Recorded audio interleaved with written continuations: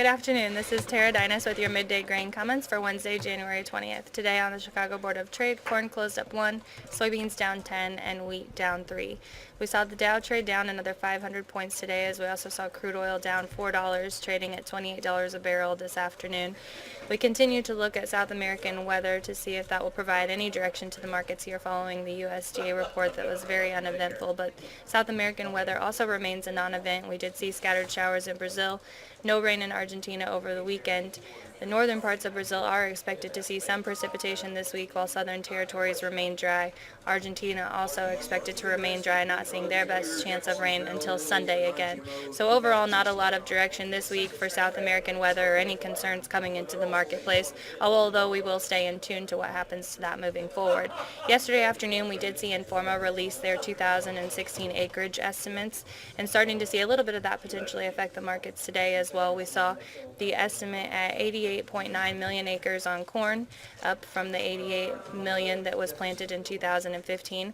Soybeans were estimated at 82.7 million acres in 2016, which was down 500 million acres from 2015, where we did plant significantly more soybean acres.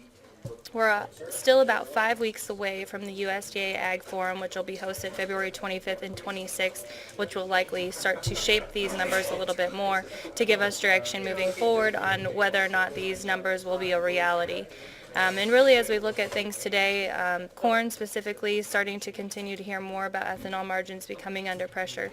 We did have some export business that has improved lately with a sale announced to Mexico recently, but a few things to keep your eye on.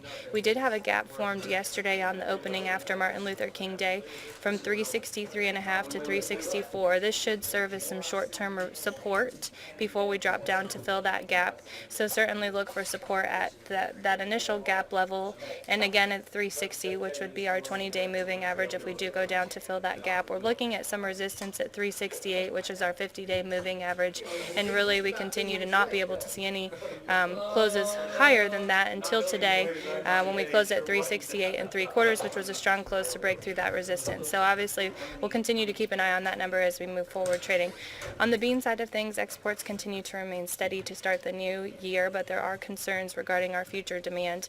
Just some numbers to watch for on the soybeans. We've got some support at 873, which is our 20-day moving average, resistance at the 886 level on the 100-day moving average, which we were unable to break today, really getting near 884 on the high side. So keep those numbers in mind as we move forward, and that's all we've got for you today. We'll check back in with you tomorrow. Hope you all have a great afternoon.